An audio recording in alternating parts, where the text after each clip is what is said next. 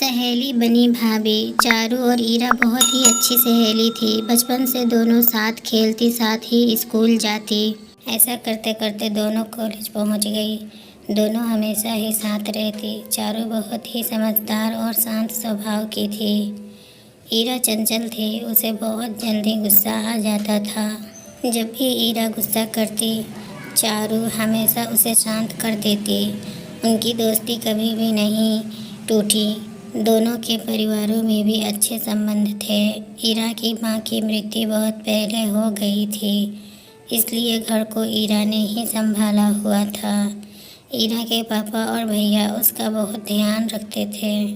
चारू की माँ भी ईरा को बेटी के समान ही मानती थी। दोनों में कोई भेदभाव नहीं करती थी। ईरा के भैया उदित की शादी की बातें होने लगी। तब ईरा ने सोचा कि चारू ही अगर मेरी भाभी बनकर आ जाती है तो कितना अच्छा रहेगा। हम हमेशा साथ रहेंगे। और वो ये बात अपने पापा और भैया को बताती है। उन्हें भी ये बात अच्छी लगती है। उदित चारू को बचपन से देखते आया था और उसके गुणों को जानता था, इसलिए उसने शादी के लिए हाँ कर दी। ईरा के पापा रिश्ता लेकर चारू के घर जाते हैं तो चारू के माता पिता भी बहुत खुश होते हैं। बहुत धूमधाम से दोनों की शादी हो जाती है। ईरा तो बहुत ही खुश थी। चारू के आते ही ईरा ने कहा कि अब अपना घर संभालो। मैंने बहुत दिन संभाल लिया, अब आराम करूँगी, और हंसने लगी। चारू धीरे धीरे घर संभाल लेती है। अब ईरा को आराम मिल जाता है। उदित और ईरा साथ में खुश है। चारू अधिकतर घर संभालने और कामों में लगी रहती थी। ईरा तो यही सोचती थी चारू आ जाएगी तो हम हमेशा साथ में ही रहेंगे, लेकिन अब चारू बहू और पत्नी बन गई थी, इसलिए दोनों जिम्मेदारियों को भी निभाती थी। ईरा को लगने लगा कि धीरे धीरे चारू का महत्व घर में बढ़ने लगा है। कोई भी सामान लेना हो या कोई भी निर्णय लेना हो तो चारू को बहू होने का कारण शामिल किया जाता था। कभी कभी उदित और चारू उसके दोस्तों के यहाँ बुलाने पर घूमने जाते तो ईरा को अच्छा नहीं लगता। दोनों ईरा का बहुत ध्यान रखते। सबका व्यवहार ईरा के प्रति पहले ही जैसे था, लेकिन पता नहीं क्यों ईरा को अपने घर में अकेले रहने और सब कुछ अकेले संभालने की आदत थी। इसलिए वो चारू के आने के बाद अपना प्यार बांटता हुआ महसूस कर रही थी। इस कारण उसे बहुत ज़्यादा गुस्सा आ जाता था।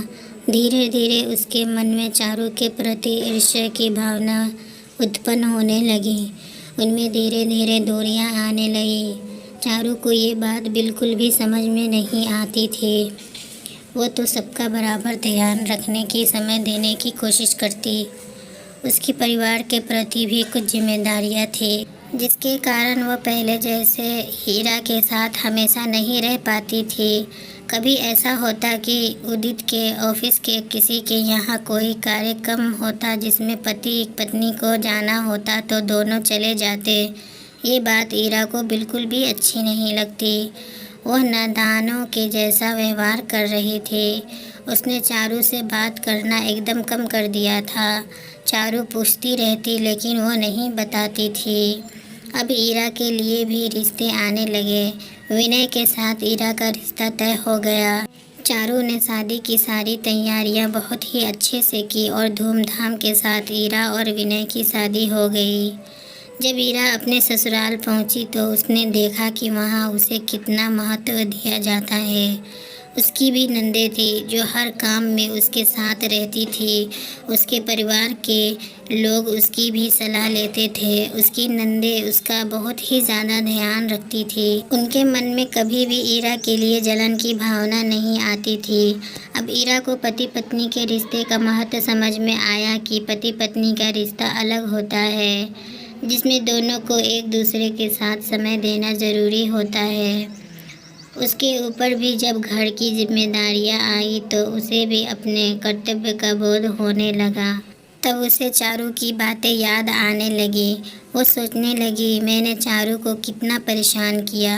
मैं ही उसे भाभी बनाकर लाई और फिर मैंने उससे कितना बुरा व्यवहार किया। वो अपने मायके जाने के लिए छटपटाने लगी। उसने ये बात विनय से कही। विनय इसे लेकर मायके आया। ईरा आते ही चारू के गले लग गई और रोने लगी। सबने सोचा इतने दिनों बाद मायके आई है इसलिए रो रही है। जब खाली समय मिला तो ईरा चारू के पास जाकर माफ़ी मांगने लगी कि मैंने तुम्हारे साथ कितना बुरा व्यवहार किया। तुम तो हमेशा मेरी अच्छी सहेली बनी रही, लेकिन मैंने तुम्हारे साथ ठीक नहीं किया। मैं जब बहू और पत्नी बनी तो मुझे पता चला कि मेरी एक अलग जगह है। तुम्हारे आने के बाद मुझे ऐसा लगता था कि पापा और भैया मुझसे ज़्यादा तुम्हें महत्व दे रहे हैं, जबकि ये बात ठीक नहीं थी। वे दोनों तो हमेशा पहले जैसे ही मुझसे उतना ही प्यार करते थे। यह सब बातें अब मुझे समझ में आ गई है। मेरी नंदे इतनी अच्छी है, मेरे साथ इतना अच्छा व्यवहार करती है। मैंने तुम्हें बहुत परेशान किया, मुझे माफ़ कर दो। चारू एकदम खुशी से उसे गले लगा लेती है और कहती है, इतने दिनों बाद मेरी प्यारी सहेली मुझे वापस मिल गई। मैं तो इसी से खुश हूँ और मेरे मन में तुम्हारे लिए कोई भी बात नहीं है। मैं समझ रही थी तुम्हारे मन की भावनाओं को। मैंने कई बार तुमसे बात करने की कोशिश की, लेकिन तुम तो अपने गुस्से में मेरी बात सुनती ही नहीं थी। तो मैं क्या करती? मैं जानती थी मेरी सहेली है, एक न एक दिन मुझे वापस ज़रूर मिल जाएगी। दोनों गले लग गई। दोनों के आंसुओं से पुरानी बातें धुल गई।